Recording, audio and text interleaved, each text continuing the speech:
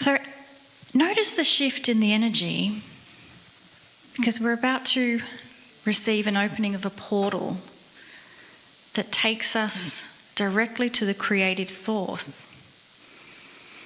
And that's something, it's already innately within you. It's just like a garden that you cultivate that access and connection within you. It's your innate ability. It's something you have. You don't even have to try. You just have to be. And it's in that silence that you can fully explore that deep connection that you have with yourself, your true self. Greetings, dear ones. I'm Cryon of Magnetic Service. The messages that are delivered are almost entirely for those in the room. For the issues that go on for those old souls who are here. And the messages vary. Some of them are themed. Sometimes they're parables, and sometimes academic information is given about things and the way they unfolded and what happened and what's next.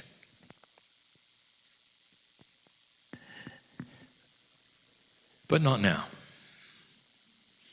We're closing the day. And at the end of the day, you'll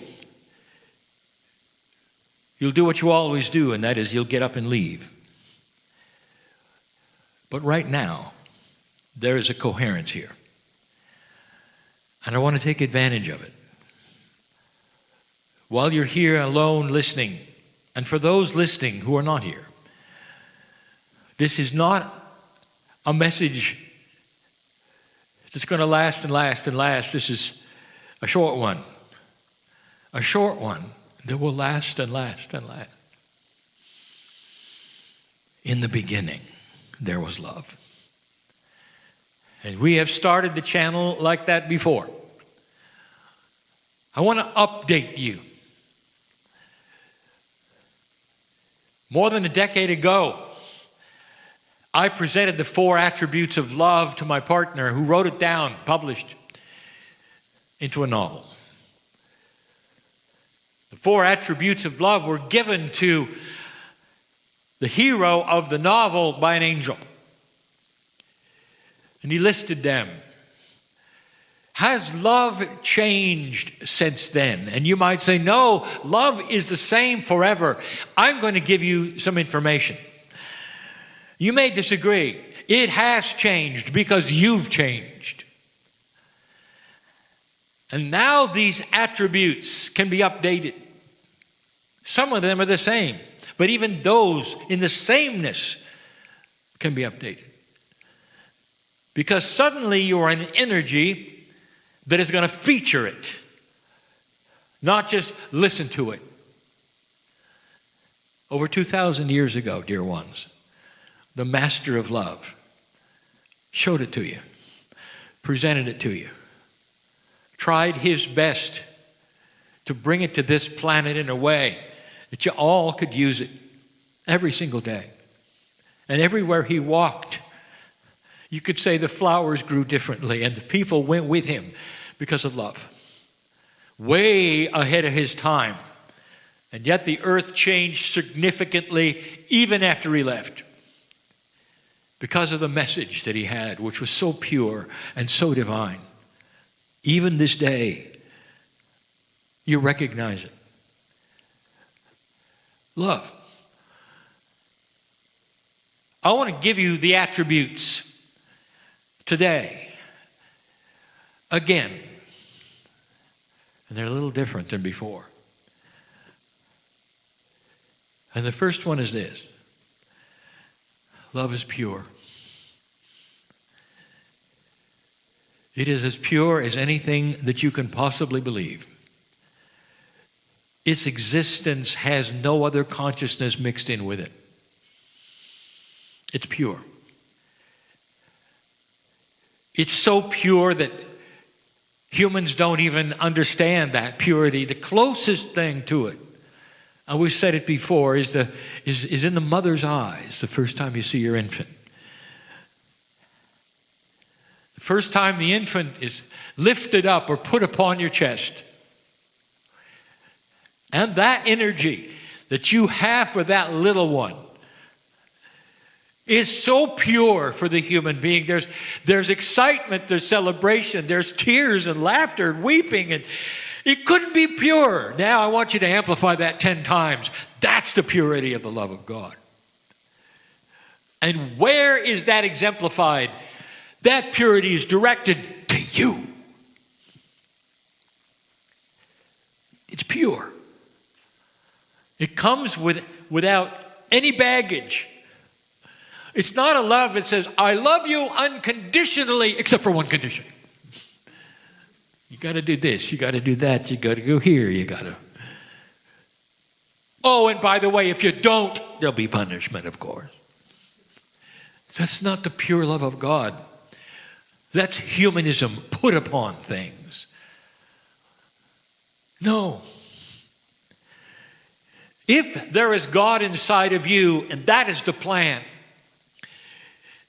which most of the religions on this planet profess, if God is inside of you, there is a purity that got you here, that says you are magnificent, born into this place with that purity. Love is pure.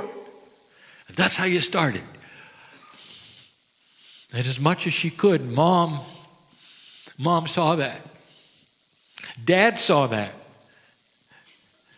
And together, when they would look at you in those first weeks, there was so much excitement. That's the purity that they could give to you. But inside, you knew at some level as you grew up, the Creator who made you gave you something special. The ability to love back in the same way. The purity of love. Probably the most astonishing energy on the planet. That's from the Creator, dear ones. And regardless of who you think you are or what's going on in your life or what you've been told, you were born in that condition. The free choice of humanity took the consciousness where it is and where it went. But when you got here, there was only pure love for the innocence of the child. That's number one. Love is quiet. Quiet and patient. And we've said that before. The purity of real love is quiet. The master of love did not enter a room and say, listen up, I've got love. And you don't. So why don't you gather around and listen to me?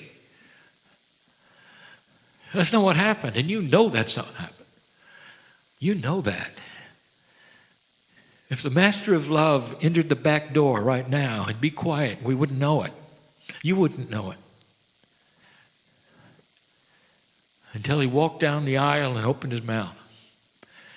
And then there would be a hush. And in that hush you would hear the core truths of the creative source, of the love of God, of how to manipulate physics, of how much you are adored, and how much you are loved.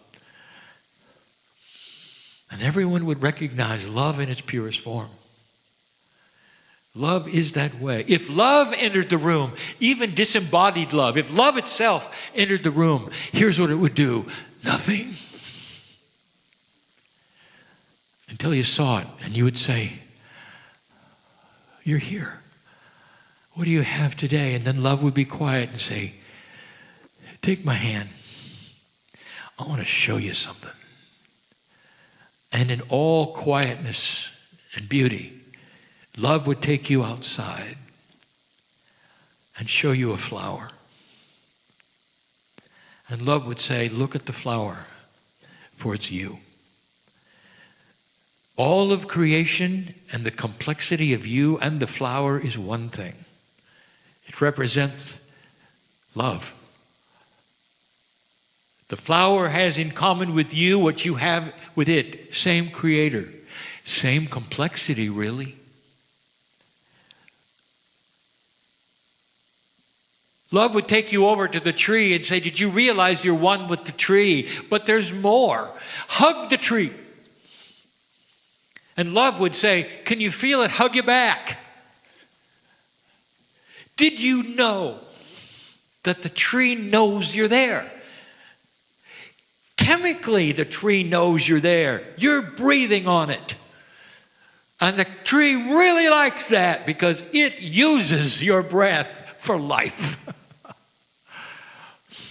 And it then responds by giving back the oxygen. It's one with you. You're one with it. And the example and the metaphor is this, that every single living thing on the planet, and even the things you don't think are alive, are one with you. And in the quietness, you can feel this, and you can know this. And there are humans who have discovered that they can go into the field and sit down and never say a word and listen to the silence of the most beautiful music there is. The oneness with all things is legendary. And it's the first intuitive thought of some of the spiritual systems that you study. That's what love is. Love is the glue that puts it all together, that shows you the magnificence, that says you don't have to say a word and just be loved. That was number 2. Number 3 goes without saying. Love never puffs itself up. Love is never proud of itself. It's not part of love. It's not part of the consciousness of love. When you go from place to place and you love, you're silent. You're patient. And you understand that there's no amount of verbiage or explanation or puffing up that would be greater than the love that you carry. You can walk around a room and see that there's the Creator in every other human in the room. Regardless of what they're saying to you or whether they're angry with you or happy with you, it doesn't matter. The Creator's inside. They've got it too. The vehicle may be yelling at you. That's their consciousness. That's their issue. But the love of God is beautiful in them, just like it is in you. And then you start understanding that the evolution of the human spirit is the beginning of the realization of the connection of the Creator between humans. And when that starts to happen,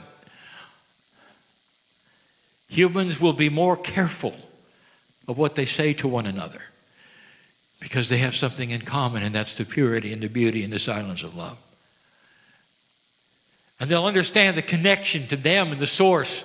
And they'll start understanding the connection to them and the others in the galaxy, perhaps, or even in the university of love. The university of love is the teaching area that you're in right now that reminds you of what you were taught originally. Love is all. Number 4 is the big one. Filled with the new energy on this planet, love in this energy for the first time is infectious.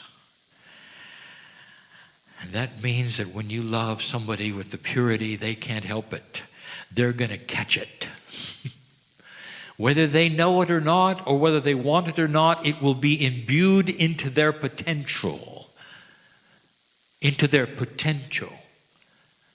And that means that with free choice and a greater potential, they'll be more drawn to the light of love than they ever were before. And then you get right to the metaphor of love being light and awakening to a greater truth. It says when you start to turn on lights in the darkness goes away. And that other human beings are attracted to the light because it lets them see better. With free choice. Not with a doctrine forced upon them. Not by handing them a book.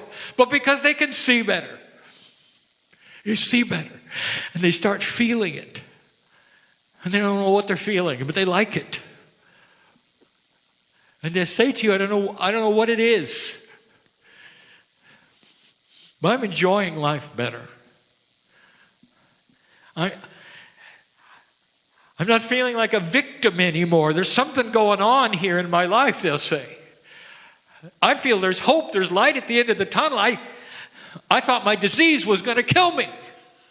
And now I know better. Because I can control it through love. That's what's going on the planet. If I told you something eye-rolling, would you keep it to yourself? That's a joke. The Pleiadians went through this. Everything you're going through, all of the systems that you're discovering. And through the ages and through the discovery and through the evolvement of their 23 pairs of DNA. It didn't take that many thousands of years before disease was gone. And then they realized something. Disease itself has a vibration. And that vibration is low. And that disease will attach itself to any other low vibration easily. And when their consciousness started to vibrate higher and their DNA started to work better and the sacredness of who they were started to occur to them, when they had peace on their earth and moved into that which we call the graduate ascension status, there was no disease that could ever attach to them. It was blind to them. It was the beginning of realization of not just longer life, but extended life. Their DNA is yours.